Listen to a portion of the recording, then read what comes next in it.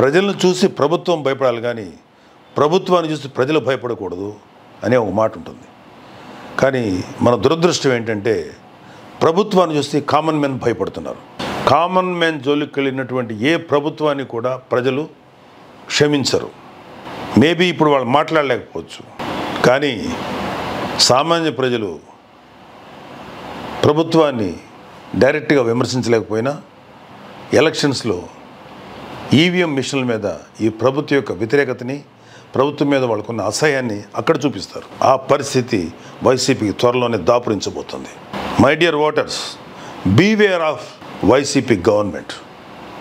చాలా చోట్ల చెప్తాం బీవేర్ ఆఫ్ ర్యాబిట్ డాగ్స్ అని. పిచ్చి కుక్కలకు దూరంగా ఉండండి అని చెప్తారు, లేకపోతే ఇక్కడ కుక్కలున్నాయి జాగ్రత్త అని చెప్తారు. నౌ ఐఎమ్ టెలింగ్, వైసీపీ ప్రభుత్వం ఎలక్షన్స్లో పాల్గొంటుంది. Beware of YCP. వైసీపీకి వ్యతిరేకంగా ఓటేయండి.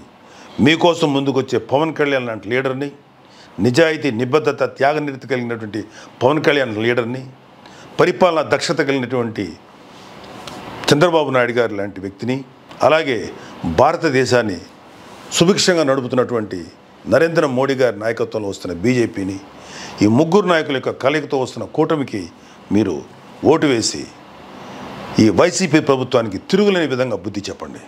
జై బీజేపీ, జై తెలుగుదేశం, జై జనసేన, జై హింద్.